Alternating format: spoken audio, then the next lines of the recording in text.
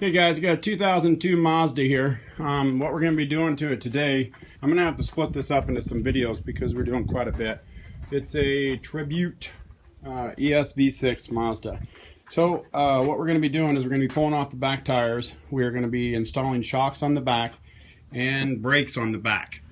The front, we're going to be pulling off the tires. The brakes are good on this, but I'm going to be cleaning the rotors. We're going to cut them a little bit.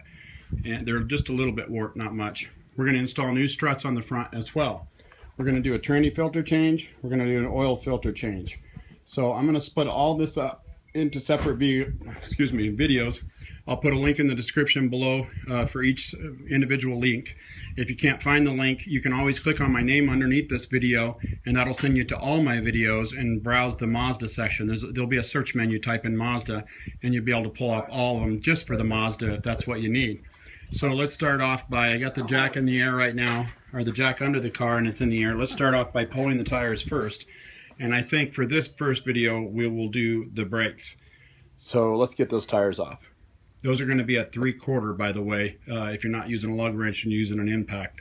3/4.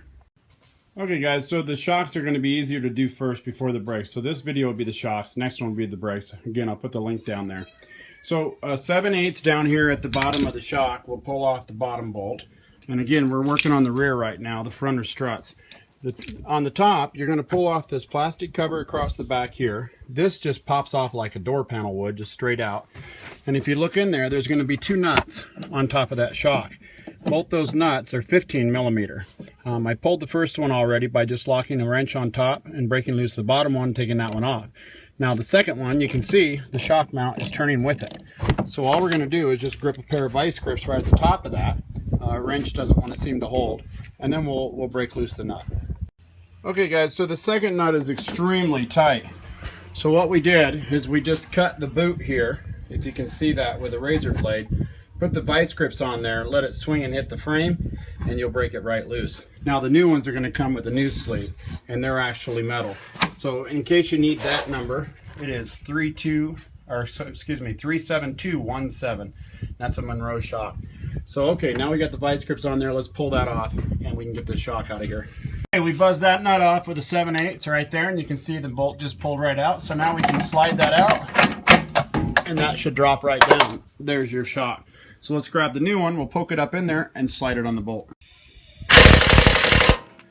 Okay, so that bolt or nut is back in and tight. Now you can see we've left the strap still on it that it comes with. The reason that we do that is so that we can cut it and it'll shoot right up and go right into the hole where it needs to go.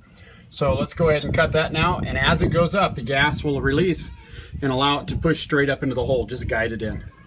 Okay, and so after you get the second nut all the way down, make sure you lock down the top nut and squeeze those together to lock those together so they don't come back out. So that's it. That's how we do the struts, or the shocks on the front, or rear, I'm sorry.